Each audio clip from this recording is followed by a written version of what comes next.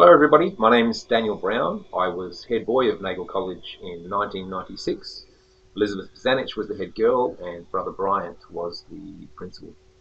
I left, leaving high school, I went to UWA to study physiology. I stayed at St Thomas More College for a couple of years. I was at university for a number of years before getting my PhD in 2007. I immediately got a research fellowship position with Sydney University, and from there went over to America, to St Louis for a number of years to study hearing balance research, before returning to Australia, in particular Sydney, to set up my own research laboratory in hearing and balance disorders, which is where I've been ever since and where I currently am. So that's my last 22 years in a nutshell. As far as some of the memories from Nagle College that I certainly have a lot. I can only probably cover a couple within this short video.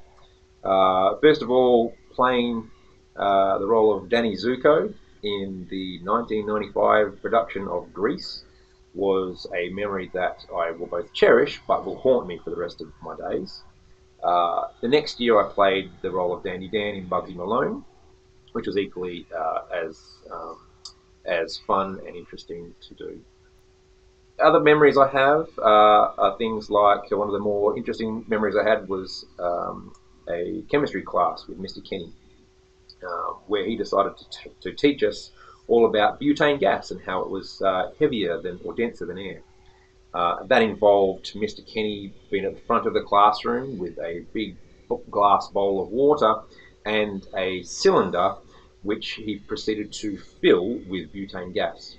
Unfortunately, he also had to have a student volunteer hold the glass cylinder whilst he filled the glass with butane. And indeed, at the end of when he'd released all the butane gas into the cylinder, indeed all the butane had fallen to the bottom of the glass container, but of course you can't see butane, and in order to prove that as a fact, he decided to light it on fire. Unfortunately, the volunteer, little Danny Brown, was still holding the glass cylinder above the bowl of water at the time, and unfortunately he lost all of his arm and eyebrow hairs that day.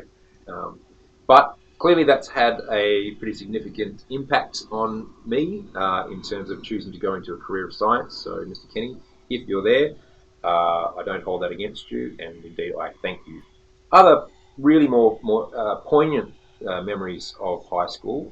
First off, I felt really lucky and honoured to be one of the students that transitioned from both an all-boys school in St Pat's to the co-ed school. I think that's gave us a really good experience of having both types of schooling. And within that, one of the more life-affecting memories that I had of high school was my dad's funeral. My brothers and I all attended St Pat's and Nagle, and my family was one of those families that's quite entrenched in the school. And unfortunately, when my father passed away when I was in year 9, the school was really supportive of that part of my life, to the extent that I can even remember at the cathedral where his funeral was held, as we left, all of the year 11 and 12 boys had formed the guard of honour outside of the cathedral. And, those sorts of events obviously have a really significant impact on young boys, and it was at that stage that I realised that Nagle wasn't just a high school, but it was indeed a community, and a really supportive one at that. I would really love to have been there to help celebrate and catch up with you all. In addition, I really would have liked to have caught up with a lot of the ex-teachers that might be there as well, just to have a chat about what they've been doing over the last 22 or so years, and to provide an update on my life and how they affected me.